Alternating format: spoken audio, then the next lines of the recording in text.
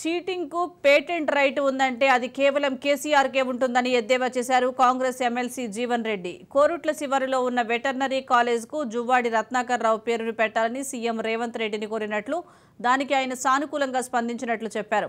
కాంగ్రెస్ ప్రభుత్వంలో నాయకులను 420గా అభివర్ణించడం విడ్డూరంగా ఉందన్నారు. ఎన్నికల సమయంలో వాగ్దానాలు చేసి అమలు చేయని వాళ్లను 420గా అభివర్ణిస్తారని, అలా చేయలేని నిజమైన 420 కేసీఆర్ అని ఎద్దేవా చేశారు. 9% వాటా రాష్ట్ర ప్రభుత్వం కలిగి ఉన్నది. దురదృష్టం ఏంటంటే రాష్ట్ర